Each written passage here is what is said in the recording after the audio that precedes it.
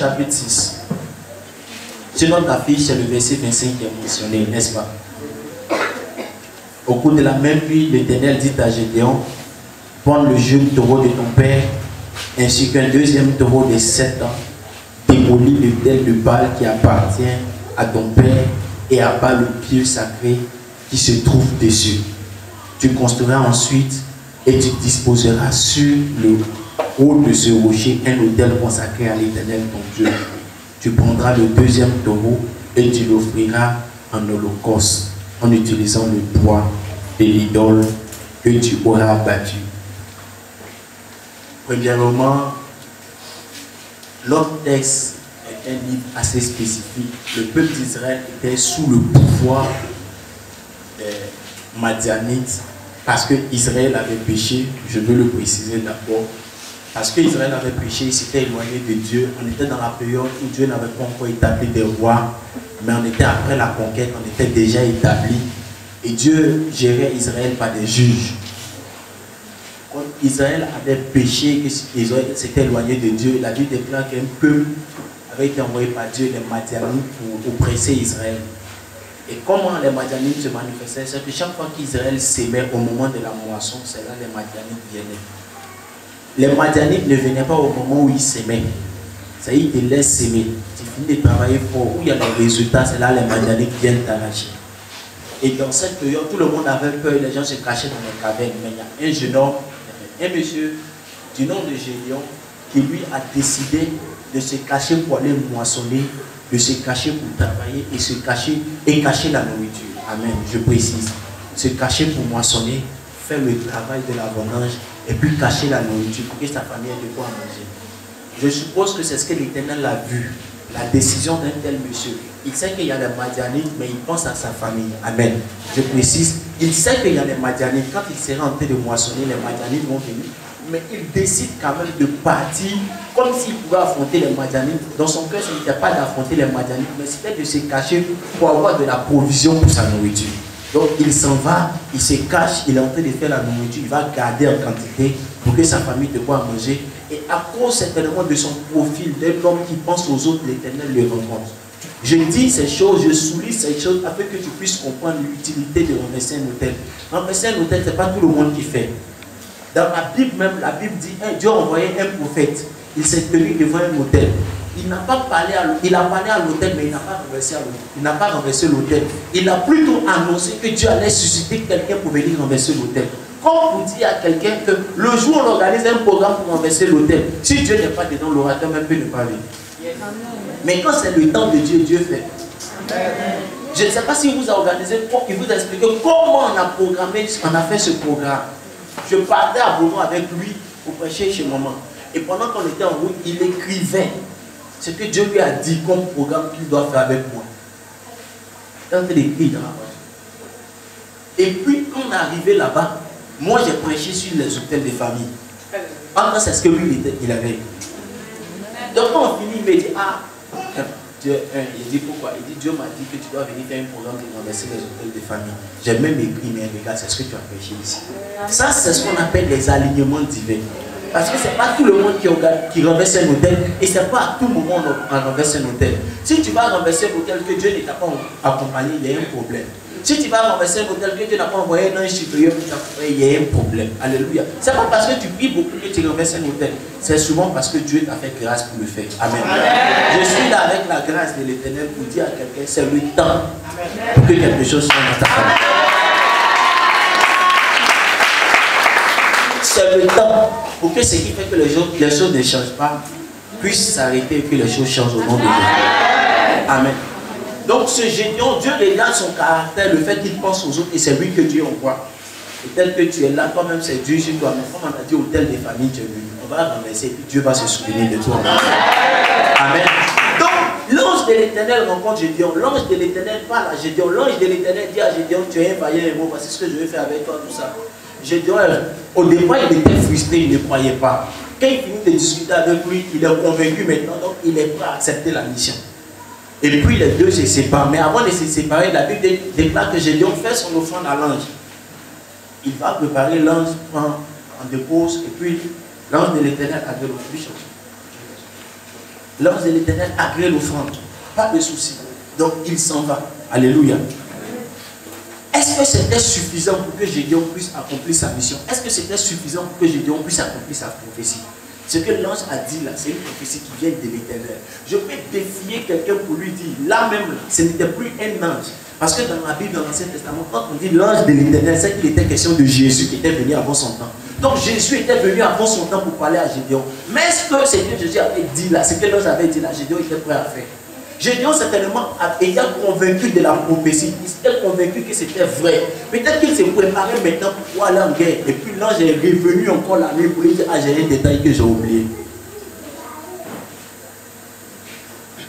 Ce qu'il a dit là c'est vrai, c'est ce que Dieu a prévu. J'ai fini de te parler peut-être de projet, tu n'as plus de projet, tu as confiance en toi, c'est vrai. Mais il y a un détail, si on ne résout pas le détail, on ne résout pas le problème, ça ne va pas t'arriver. Non, c'est ce détail-là que l'ange est venu. C'est pourquoi quand on prend le texte, on parle du soir. Vous savez, les choses qui se font la nuit sont les meilleures choses. Amen. Pourquoi vous dites pas Amen? Amen. Vous pensez à quoi vous dites pas Amen? Vous avez pensé à quoi vous dites pas Amen? Les choses qui donnent le pouvoir là se font la nuit. Amen. Les choses qui vont t'établir dans la vie là, se font la nuit. Amen. Quand tu dois réussir là, ce n'est pas la nuit que tu étudies. Amen. Quand on veut faire un coup d'état, est-ce que c'est le matin? Allez au plateau, tous les bâtiments là, peut-être si c'est 20 étages là, les 17 premiers étages là sont éteints actuellement. Et tous c'est les ouvriers. Mais les 2 derniers étages, les 3 derniers étages sont allumés. C'est les patrons. C'est maintenant éteint. Amen. Amen. Amen. Donc la Bible déclare que ce soir l'ange de l'Éternel arrive. Et quand l'ange de l'Éternel arrive, il vient résoudre tout ce qu'il pouvait donner à Gédéon d'échouer. C'est là il parle à Gédéon et puis il ouvre son cœur pour donner des grands secrets à Gédéon. Il dit Gédéon, je viens t'expliquer une chose. L'affaire là c'est vrai, tout ce qu'il a dit c'est vrai. Je suis l'Éternel, ça va s'accomplir. Mais il y a une seule chose qui peut faire que ça ne va pas s'accomplir. Il y a dans la maison de ton papa un problème. Si tu n'as pas résolu ce problème-là, si tu vas, ce n'est pas sûr que tu en sortes. Il y a des gens qui sont courageux, qui sont battants. Il y a des gens qui ont lutté toute leur vie. Mais leur terminus, leur finition, c'est la même chose que d'autres dans leur famille. Pourquoi? Parce qu'il y a quelque chose qui a déjà décidé la fin de votre vie. Gédéon donc est obligé de partir dans la maison de son père. Il dit, va, l'ange lui dit, dans la maison de ton père, il y a un hôtel. Si tu ne l'as pas renversé, il y a des choses que tu ne pourras pas faire. L'ange n'était pas dans la maison de son père. De la même manière que l'ange de l'Éternel, Dieu voit toutes choses. C'est comme ça que Dieu aussi a vu qu'il y a un hôtel. Et il a parlé de 2 choses. Il dit, il y a l'hôtel et il y a le lieu sacré. On est venu parler de l'hôtel de famille, pas du lieu sacré. Mais je parlerai un peu à la veille peut-être, s'il plaît à Dieu. Amen. L'hôtel est ce qui définit comment toute la famille doit vivre. Le plan de la vie de toute la famille est défini par l'hôtel qui est dans sa famille, qui est en présence. Il y a certaines familles qui ont des bons commencements et de mauvaises fins. Il y a certaines familles où les gens luttent fort. Il y a certaines familles où les conclusions sont les mêmes pour tout le monde. C'est les mêmes conclusions partout. C'est l'hôtel qui définit. C'est comme l'hôtel là, c'est le moule. C'est le cadre GPS. Tu ne peux pas aller ailleurs. Ta voiture est programmée pour suivre ce que l'hôtel va te donner.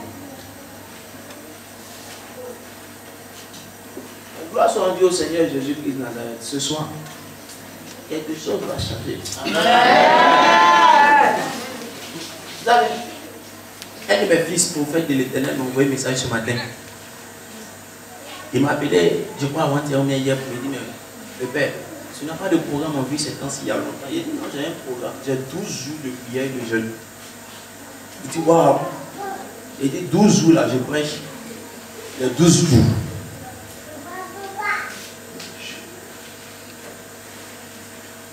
Il dit, waouh. Il lui a dit, je paye moi-même pour que le programme se tienne. Ah. Ce matin, il m'a appelé. Il m'a envoyé un message ce matin. Vous savez ce qu'il m'a dit? Il dit, je vois déjà les témoignages relatifs à ce temps.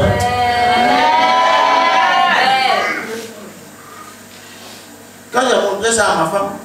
Ma femme dit, aïe, ça c'est quoi? C'est quel français? Il conjugue au passé ce qui n'est pas encore arrivé.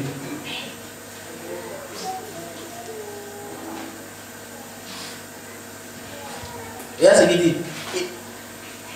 Il dit, Eloda dit, le programme de Dieu est waouh.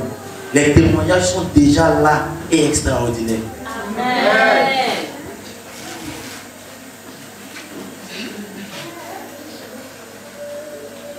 Les témoignages de Dieu sont déjà extraordinaires. Du programme. Ah, c'est un enjeu. Pourquoi? Parce que quand quelque chose est expliqué de Dieu, ça déclenche quelque chose. Yes. Je ne suis pas venu à ce programme-là pour faire quelque chose qui va te plaire. Je suis venu laisser un impact. Amen. Ce programme a lieu pour qu'il y ait un impact dans la vie de quelqu'un. Comment est-ce que c'est en train de dire? Attendez, je ne suis pas fou. J'ai 12 jours de jeûne. Et puis je fais 2 programmes avant.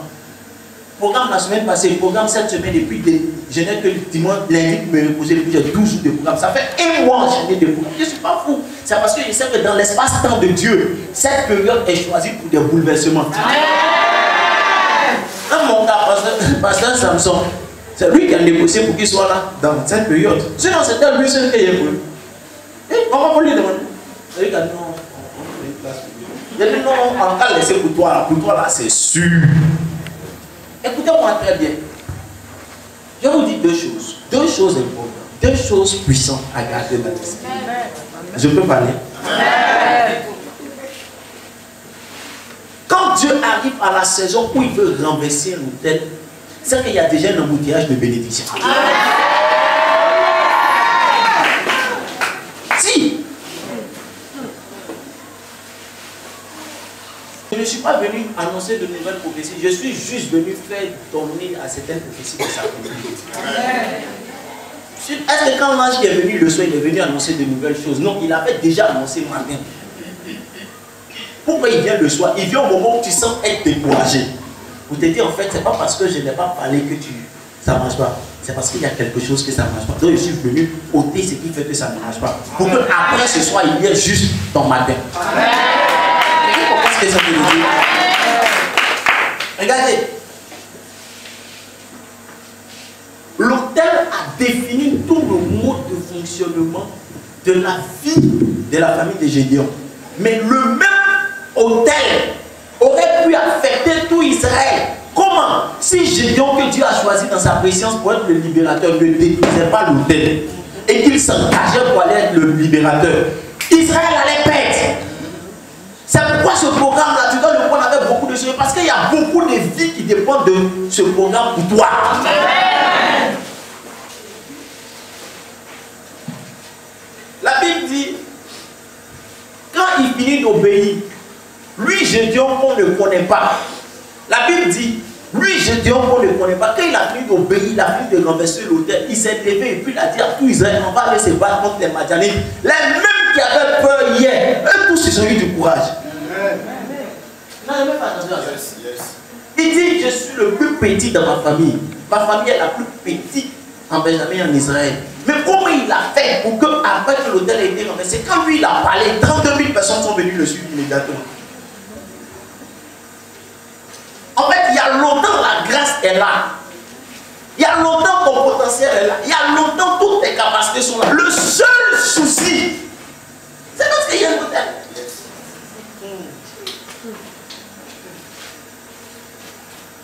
C'est le seul problème. Attends, quelle est la différence? Qu'est-ce qui a changé? C'est la nuit, Dieu a dit à Gédéon, renverse l'autel. Il a fini de renverser l'autel la nuit. Le matin, il s'est réveillé, il parle seulement. Et elle va dire, maman, mets ça sur la chair. Il parle seulement le matin. Et puis 32 000 personnes sont prêtes à venir combattre avec lui. Lui, il n'a pas dit qu'il est le plus petit. Il n'a pas dit que sa famille est la plus pauvre. Mais où on le connaît, pour qu'on lui obéisse. Il y a des gens qui ont un énorme pouvoir de leadership. Il y a des gens qui ont un énorme pouvoir pour diriger les gens. Mais on ne les voit pas. Ils doivent être célèbres, on ne les connaît pas. Ils doivent être des étoiles, on ne les connaît pas. Pourquoi? Parce qu'il y a une autel qui coupe.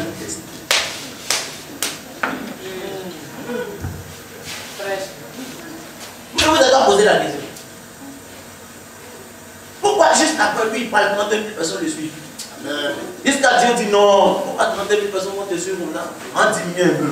Sinon tu risques d'être plus populaire que moi. C'est ça, on dit on ne partage pas la gloire de Dieu. Mais il va attirer votre attention. Après ça, là, il a fait quel meeting?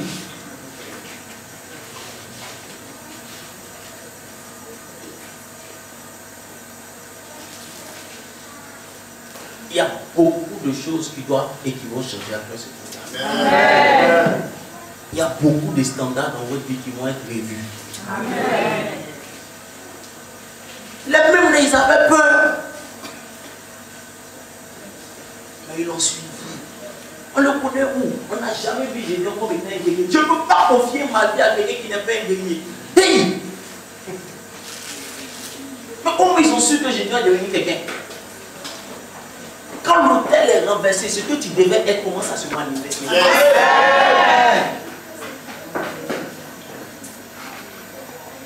Quand l'autel est renversé, quoi? Ce que tu devais être commence à se manifester. Amen. Gédéon a été appelé à devenir un très grand leader. Très grand leader. Regardez sa vie. C'est pourquoi j'ai souligné son début. On dit les Madianites tuent les gens, ils volent leur nourriture. Lui, il allait se cacher pour pouvoir faire de la nourriture pour sa famille. Malgré qu'on les tuait, l'autel n'était pas encore renversé, mais il avait déjà l'instinct du leader. Mais c'est parce que l'autel était là qu'on ne pouvait pas le voir. Il y a des gens ici autour de vous, quand tu regardes sa manière de toucher le ballon en main, tu sens qu'il a sa place à la canne. Mais il ne peut même pas jouer aux épées. Il touche comme ça, biscuit. Quoi, gaspillage de talent. C'est autel. Mais il y a des gens, on les voit là, quelqu'un tout le ballon fuit. Non, c'est pas au niveau, c'est pas au niveau. Il ne vaut rien. Il n'a qu'à quitter là, mon fils va partir là. Mon fils aussi, au tête des fatigues, t-shirt femme. Il y a des footballeurs dans la salle. Quand les fédérales commencent à dire quoi, je sais qu'il y a footballeur. Qui est footballeur? Je vais les mettre. Vous cherchez femme. Vous ne pouvez même pas répondre. C'est vous qui leur donnez raison. Vous n'êtes pas encore célébrité, c'est vous qui étudiez les jeunes filles. Moi, je ne comprends pas ces gars-là. Ils sont pas encore célèbres, c'est eux qui cherchent les jeunes filles. Donc, comment Dieu va te donner célébrité? Si Dieu t'a donné célébrité, on a un problème. Parce qu'on a un problème dans l'église. Tu dois toucher toutes les jeunes filles. Sous discipline. Est-ce que tu connais sous discipline? Tu en veux jouer bien, non, je te bloque. Et tu es sous discipline. Achète-toi sur le banc.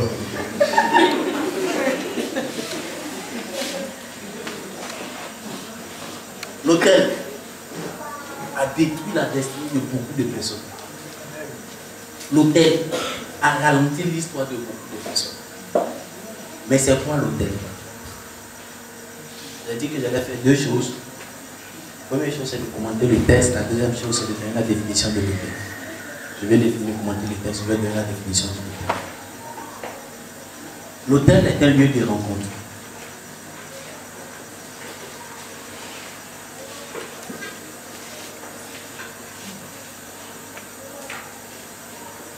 L'hôtel, c'est un lieu de rencontre, mais ce n'est pas de hôtel avec lumière rouge, ce n'est pas des sangs. Amen. Ce n'est pas hôtel de lumière rouge là. Qui connaît les lumières rouges du quartier?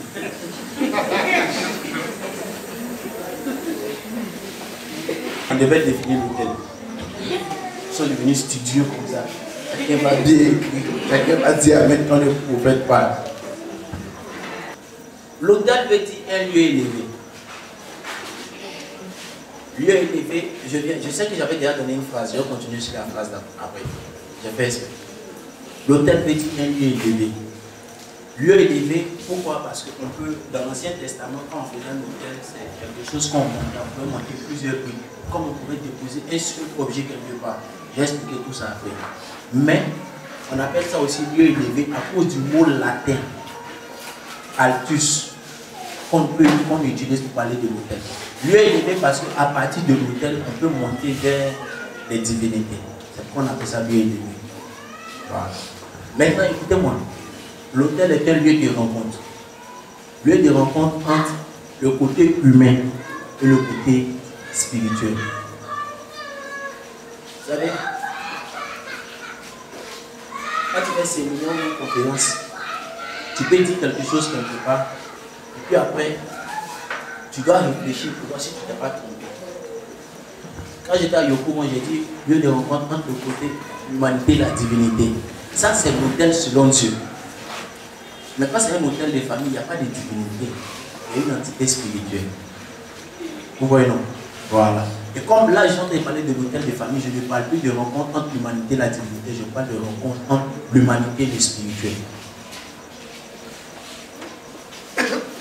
Vous voyez? Donc, c'est un lieu de rencontre entre l'humanité et le spirituel. Ça veut dire quoi? Quand tu arrives sur l'hôtel, là, un esprit, un être spirituel peut venir te rencontrer. C'est pourquoi il dit que c'est un lieu de rencontre. C'est la première chose. C'est la deuxième chose. Parce que la première chose, c'est un lieu élevé. La deuxième chose, c'est un lieu de rencontre entre l'humanité et le spirituel. La deuxième chose, c'est un support physique d'une alliance contractée. Je m'explique. Tu contactes une alliance avec une entité spirituelle. Maintenant, il te dit qu'il faut poser telle chose quelque part pour qu'on sente qu'il y a l'alliance. Quelqu'un comprend ce que ça veut dire? Donc c'est un contact physique. C'est un symbole physique d'une alliance qui a été contactée avec le spirituel. Quand je parle de ça, j'aime présenter ça sous la forme de nos frères et nos sœurs baoulés. Amen. Je ne parle pas des baoulés d'Abidjan. Les baoulés qui ont fait le village savent que dans leur maison, il y avait souvent des statuettes. Il y en a toujours, non? Je dois au village. Quand c'est pour maman, la statuette c'est un garçon. N'est-ce pas? Les familles, quand c'est l'hôtel de maman, la statuette c'est un garçon. Dans d'autres tribus de Baoulé, c'est un garçon avec un sexe en érection. C'est le symbole du mari de nuit. Tu comprends? L'hôtel est là. Donc eux ils sont mariés. C'est un symbole physique d'une alliance contractée. Quand c'est pour la femme, c'est une femme. Quand c'est pour l'homme, c'est une femme. L'hôtel là, c'est une femme. Et quand c'est comme ça, là, souvent dans leur famille, là, c'est les femmes qui commandent. Bon, ça, c'est un autre détail. Est-ce que vous voyez? Voilà. C'est un symbole physique d'une alliance. C'est-à-dire que là, ce n'est que le symbole. Pour signifier que c'est un hôtel, c'est un symbole. Mais derrière ça, là, il y a une alliance, il y a un pacte. Et on entretient ça. On entretient cet endroit-là par quoi? Par certaines choses. Il y a d'autres, c'est les jeudis, mais c'est les mardis, mais il y a d'autres, c'est les mardi, mais vendredi, c'est ça. Ça dépend des endroits. Voilà. Maintenant, il y a des jeunes filles chez les Baoulés quand on a lavé. Quand on dit à atteint l'âge de la puberté, on doit la laver. C'est à cause de quoi? C'est à cause de l'hôtel contact. À cause de l'hôtel contact. Le fait de te laver dit que tu deviens la femme de la divinité. Mais on n'a pas compris ça avant. Quand tu laves, on a dit non, c'est pour une période de purification, on enlève tout ce qui est de l'enfance, on dit maintenant tu es une femme, on peut te marier. Donc toi tu penses qu'on enlève certaines choses sur toi, mais en fait on t'habille de marier à l'hôtel de la famille ou à l'hôtel du village. Il peut y avoir un hôtel dans la famille, il peut y avoir un hôtel du village. Donc comme on peut avoir l'hôtel de la famille, c'est là où vous allez voir nos mamans, c'est elles-mêmes qui sont les plus palables. Elles font palables quand leur fille ne sait pas laver. On doit te laver, si tu ne te laves pas, les soins ne vont pas marcher. Mais si tu ne fais pas attention, quand on finit de te laver, ton foyer est presque la même chose que moi. C'est un symbole physique d'une alliance spirituelle. La troisième chose, c'est un lieu où on évoque les esprits. Je m'explique. Un lieu où on évoque les esprits, pourquoi? J'ai déjà dit que c'est un lieu de rencontre entre l'humanité et les esprits. Amen. Mais il peut arriver que tu arrives dans certains hôtels, tu arrives dans certains lieux, toi tu vois c'est simple, il n'y a rien. Alors que quelqu'un d'autre arrive dans le même lieu là, lui peut appeler l'esprit, puis l'esprit va venir. Est-ce que quelqu'un comprend ce que ça veut dire? Si tu vas à Ogo, il y a 7 forêts sacrées en pleine ville. Si je suis à la Ogo en 96, 97, je faisais bagarre, donc je devais faire un médicament de par là. Donc je sais de quoi je parle. Ce que je vous dis, je n'ai jamais dit quelque part. J'allais avec mon grand frère pour quelque chose. Mais comme moi j'étais bagarreur, lui il est allé voir son enfant. Moi il a profité pour sortir, pour commencer à me renseigner où je peux avoir certaines choses pour le travail que j'aimais bien faire. Il y a 7 forêts sacrées, au moins, dans la ville de Congo. Pourquoi tu peux traverser la forêt là? Parce que ça peut être un endroit simple. Un point simple, les gens peuvent être assis. Mais il y a une petite partie là, il y a quelque chose là. Comme tu peux arriver dans certains villages, toi tu entres dans une case, tu dors. Quand tu vas sortir là, un vieux va te prendre et puis vous deux vous entrez dans la case. Quand vous deux vous entrez dans la case, tout le village est dans la case. Mais pour quand tu es entré, tu n'as rien vu. Parce que lui, il a la capacité d'invoquer sur l'autel. Il a un passe. Il a laissé passer sur l'autel. Amen. Amen. C'est laquelle quelle est la chose? Première chose, c'est un lieu élevé. Deuxième chose, c'est un lieu de rencontre. Troisième chose, c'est un lieu physique d'alliance et symbole. Quatrième chose, c'est un lieu où on invoque les esprits. Ça, c'est la quatrième chose. La cinquième chose, c'est un lieu de sacrifice. J'ai détaché. Ailleurs, j'ai dit un lieu de sacrifice et de transactions spirituelles. Là, je détache. Je parle de lieu de sacrifice. Je vais expliquer. Notez d'abord, après je vais expliquer. Peut-être demain, je vais expliquer. C'est un lieu de sacrifice.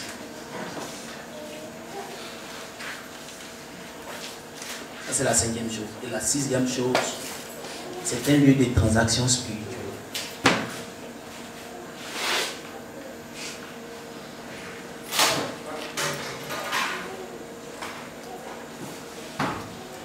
C'est un lieu de quoi? Les 6 choses.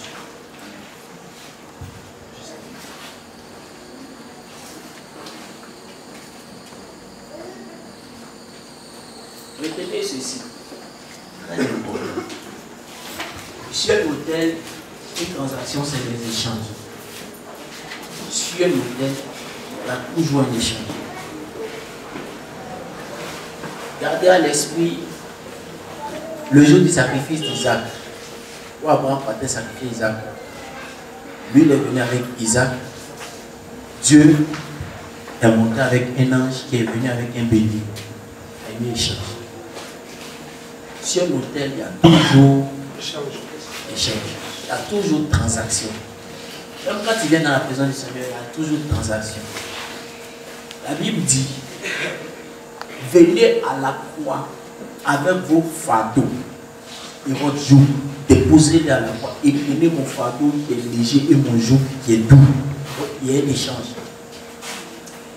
La Bible dit la malédiction qui était sur nous, Jésus l'a portée pour aller à la croix. Nous donnons lui sa paix. Le plus grand de tous les hôtels, c'est l'hôtel de Golgotha, là où Jésus est mort et ressuscité. C'est l'hôtel le plus puissant de toute l'humanité.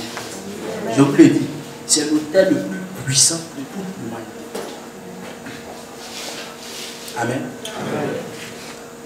Là-bas encore, il y a une transaction. La Bible dit le châtiment qui nous donne la paix est tombé sur lui. Donc il a fait un échange de vie. Il a porté notre mauvaise vie pour que nous on porte sa bonne vie.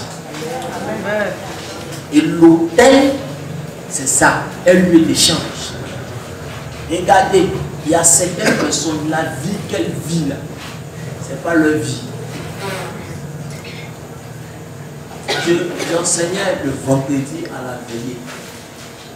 Je prêchais. Et puis les gens ont commencé à dormir. Et puis le Saint-Esprit voulait les ramener à se réveiller.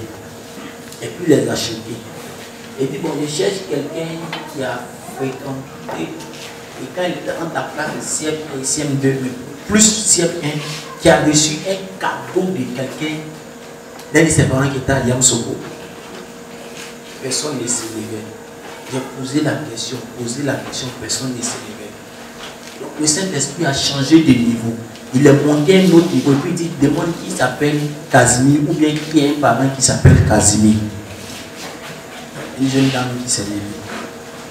Quand elle s'est levée, elle est venue devant. Je lui ai dit, Casimir, c'est qui? C'est son oncle. Il habite où? Dans la période de la bataille.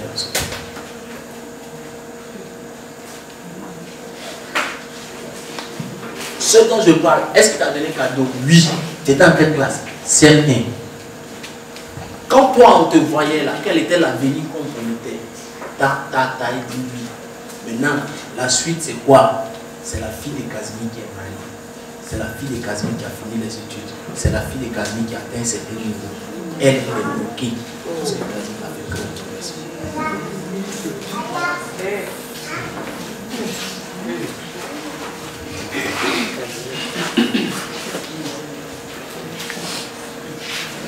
voilà. Amen. Je dis ces choses pour que vous compreniez qu'on a souvent perdu notre vie et quelqu'un d'autre a pris notre vie pour aller travailler avec nous.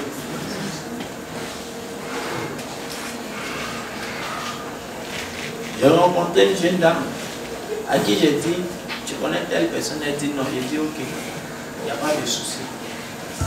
Et puis je lui ai donné une autre révélation. Elle dit ouais, ça, elle voit un peu. Elle dit je vois du sang qui coule sur toi. As-tu fait un avortement? Elle a pris de côté. Quand elle a fini de poser, elle dit on va se voir un autre jour. Le jour, je l'ai revu. Il dit le tel monsieur que tu as rencontré, il était footballeur. Il dit au moment où vous êtes rencontrés, sa vie était difficile. Il dit quelque temps après votre rencontre, sa vie a baissé. Il dit dans la même période, il y a quelqu'un qui vivait chez des personnes. Il dit pendant qu'il vivait chez des personnes, on lui a donné un dernier ultimatum. On lui a dit si cette fois-ci le voyage là, ça ne marche pas pour toi, nous on ne te finance pas. Donc il a pris quelque chose qui était intime et puis il a fait son travail et puis il est parti. L'hôtel est un lieu de transaction. Et beaucoup de personnes ont perdu leur vie et portent la vie de d'autres personnes. Beaucoup de personnes ont perdu ce qu'ils sont et portent le fardeau de d'autres personnes. Beaucoup de personnes ont perdu leur identité et vivent avec l'identité de certaines personnes. Mais ça va finir. Amen. Le fait de la grâce de destruction des hôtels, mais cette fonction m'a donné de voyager au bout de la Côte d'Ivoire, Cameroun. J'allais jusqu'à la frontière du Libéria. Je suis allé au Ghana. Je suis allé au Mali. À cause de ça, il y a des choses que j'ai vues.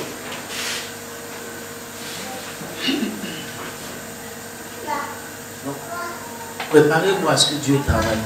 Amen. Tout ce qui est pour vous qui a été arraché à partir de cette nuit, commencez à réclamer la restitution. L'hôtel est un lieu de transactions spirituelles. Il faut que ce qui est à toi, qui a été bloqué sur l'hôtel, te revienne. Ta vie.